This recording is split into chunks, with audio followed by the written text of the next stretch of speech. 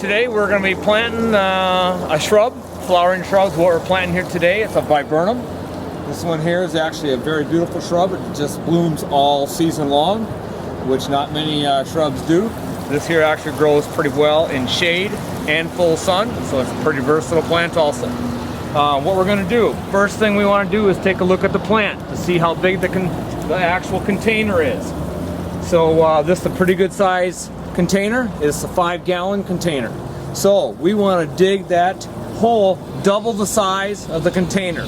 That's always real important because we want that new feeder roots to grow in a nice loose organic soil mix. It's the reason we dig that hole pretty good size. So what I like to do is, let's say that's where we want the plant.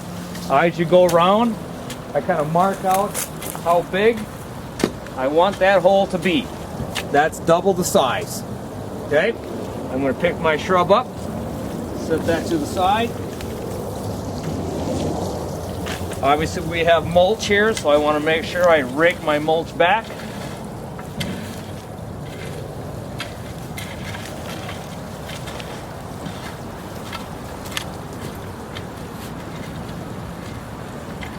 Alright, so again, I want to double the size of that container. And I'm just going to start digging.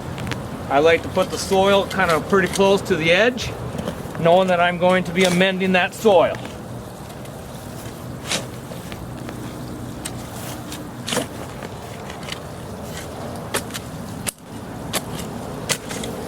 Now obviously the more rich the soil is off the beginning, the easier it is to dig.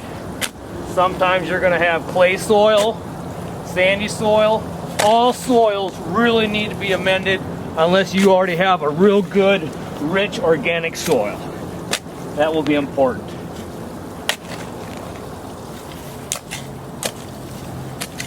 AJ still needs the fork up to take a look, please.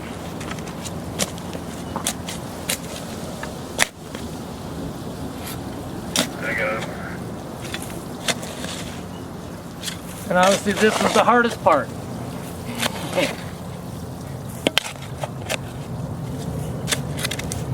Alright, we got that about the depth we want. We want to double check that. Just grab that planter, stick that back in. See, I'm still a little high. I need to dig that hole a little bit deeper. The hole doesn't have to be any deeper than the original shrub, but again, it wants to be double the width.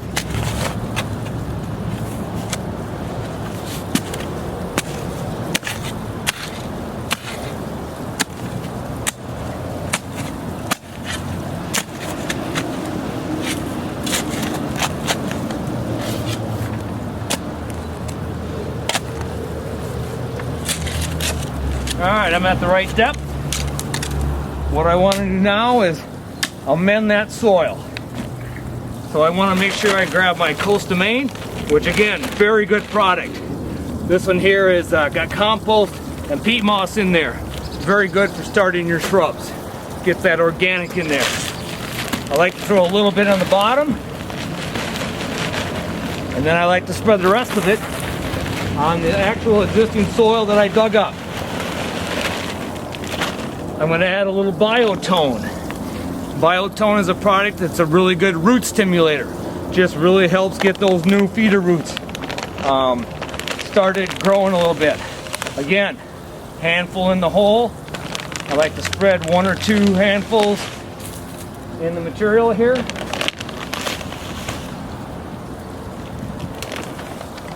This is another little product you can use. It's an organic plant tone. Label on there a little bit better. Again, it's just all around plant vigor, has micronutrients in there. Again, I like to spread some in the hole, some on the existing soil that we have there. And this is probably the most important part. You want to mix that in. So again, I got our Costa Maine lobster in, or is that lobster? No, the peat moss mix. Just mix that in real good. I also want to turn this. That way we're mixing old soil and new soil. Turn that over a few times.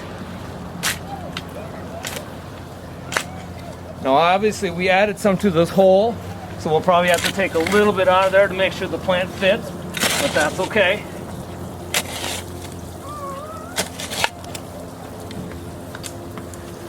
All right, I'm going to grab my plant. Again, this is actually a really good picture here because you'll see it's a little thin on this side. Every plant is not perfect. So when I actually plant it, I'm going to turn it around, find out what's the best side. Certainly much better view from this side than the back side. So I'm going to pull that out of my pot. And actually this is really good too. You just see how those roots are real thick in there. You want to break them up a little bit. I many times can use just a hand snips. Works really good. Basically what you want to do, you just tear that up a little bit. Get those roots kind of loose. That'll just help them start out more. Because otherwise they have a tendency to just keep growing around and round. So I'm going to turn that plant over a few times, loosen that up. Even cut them if it's real thick. That's not going to hurt that. It happily stimulates those roots. So that should work out pretty good that way. Okay. So again, this here is the front of my house, is this way. I want to make sure that I'm putting the best side forward. Check my depth. Again, you'll see this is the actual height of my existing soil. I'm actually a little bit low. So I'm going to pull that back out, add a little soil in there. And it's better to even plant your shrubs 1 or 2 inches high versus too low.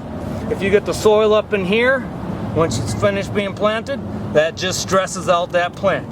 It's better to have that plant a little bit high.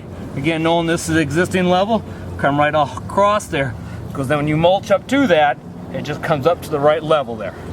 So again, I'm going to twist this a little bit, kind of find out what's the best side forward.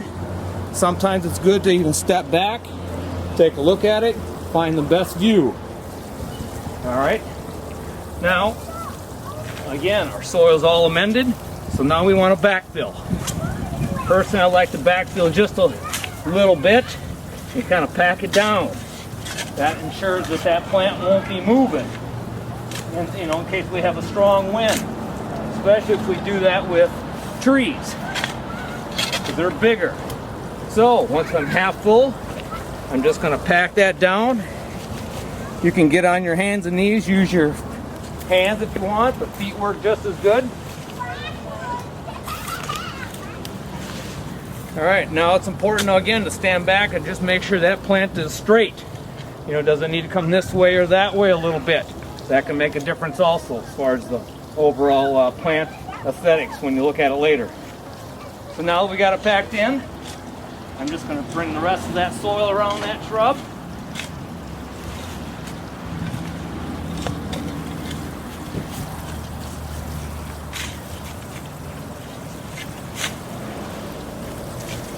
Again, now is when I might get in there and do it more by hand because, again, you see I buried a little bit of those leaves. I want to make sure I pull that out, pack that in good.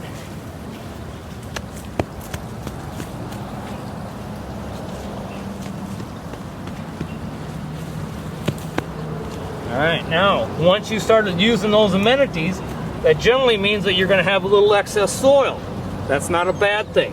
What I like to do then is make kind of a little window well. Not a window well, but a well around that shrub.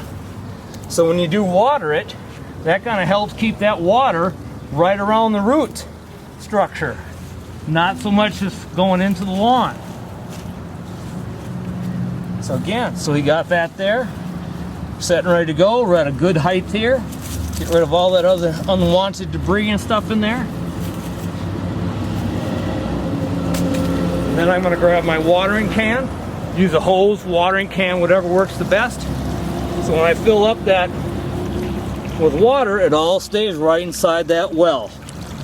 That way you ensure that water goes right down to the root system. It doesn't run into your bed right or left.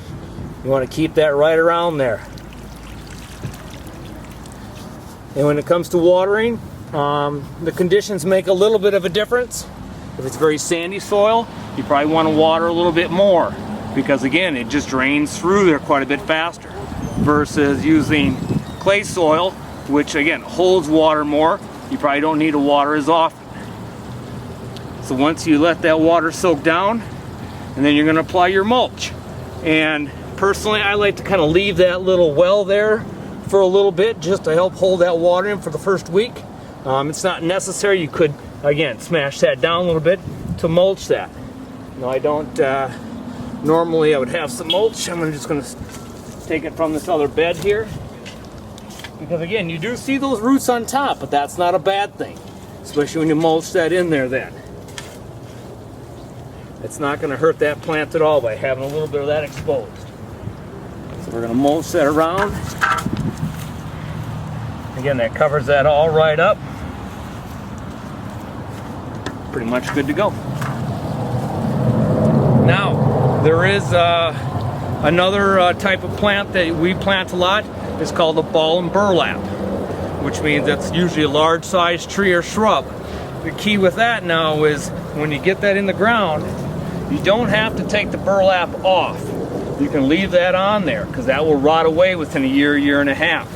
But it's good, same practice, double dig that hole, amend your soil, put your plant in there, and then cut that burlap off the top and just pull it back. You can cut that burlap a little bit, but you want to just leave that burlap and just tuff that right down on the side. That will rot away in time.